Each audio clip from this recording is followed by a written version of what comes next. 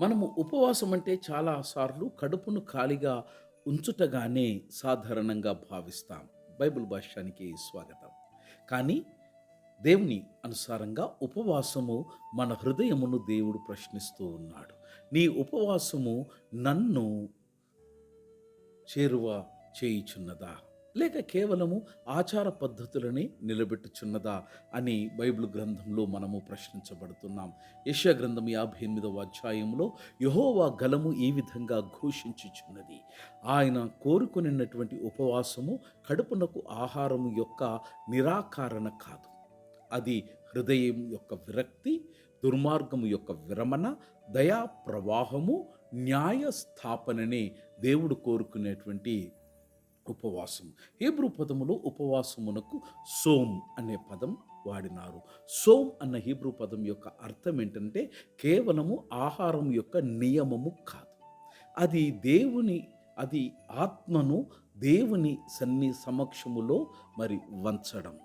రెండవది జాడెక్ అన్నటువంటి హీబ్రూ పదం యొక్క అర్థము నీతి. మూడవ పదము చెసెత్ అనగా కృపాభావము, నిబద్ధమైనటువంటి ప్రేమ అని దీని యొక్క అర్థం. ఈ మూడు కలిసినప్పుడు దేవుని సన్నిధానంలో మన యొక్క హృదయాన్ని ఆయన పాదాల చెంత మనము ప్రణమిల్లాలి. రెండవది నీతిని పాటించాలి. నియమమును, కృపను, నిబద్ధతమైన ప్రేమను మనము మన క్రియారూపకంగా కనపరచాలి. ఈ మూడు కలిసినప్పుడే మనిషి యొక్క ఉపవాసము పూర్ణార్థకమవుతుందని బైబిల్ గ్రంథం సెలవిస్తుంది. ఈ దినమున పరిశీలించవలసినది నా ఉపవాసము లేదా నీ ఉపవాసము దేవుని హృదయమును సంతోషపరచుచున్నదా?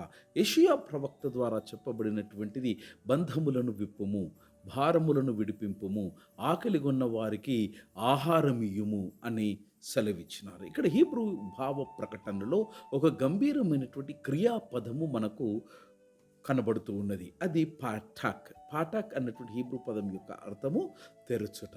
మన యొక్క హృదయము యొక్క తలుపులను తెరవకుండా చేయు ఉపవాసము వ్యర్థము. ఉపవాసము అనగా ఆత్మ వినయము ప్లస్ హృదయ పరిశుద్ధత.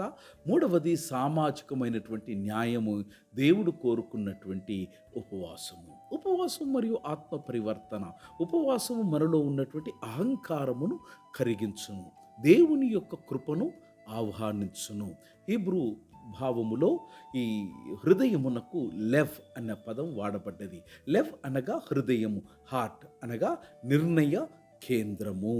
దేవుడు మన యొక్క హృదయములో మార్పును, లెవ్ను ఆశిస్తూ ఉన్నాడు. అపోస్తలుడైన పౌలు రాసిన పత్రికలో రోమీలకు రాసిన పత్రిక 12వ అధ్యాయంలో చెప్పినట్లు మనస్సు నూతనీకరణములోనే ఆత్మీయ బలి సార్థకమగును అని సెలవివ్వబడుతుంది. అందుకే ఉపవాసం అనేది కేవలము బాహ్య ఆచారము కాదు, అది అంతరంగంలో జరిగేటువంటి విప్లవము. దేవుని యొక్క దృష్టిలో ఉపవాసము సామాజిక న్యాయానికి దారి తీయవలను. సడెక్ అనగా నీతి అనగా సంబంధముల యొక్క పునరుద్ధరణ, ఆకలిగొన్న వారికి ఆహారమిచ్చుట, నిరాశ్రయున్న వారికి గృహంలోనికి చేర్చుకొనుట, ఇవే దైవానుగ్రహపు యొక్క లక్షణములుగా మనకు నేర్పబడ్డది.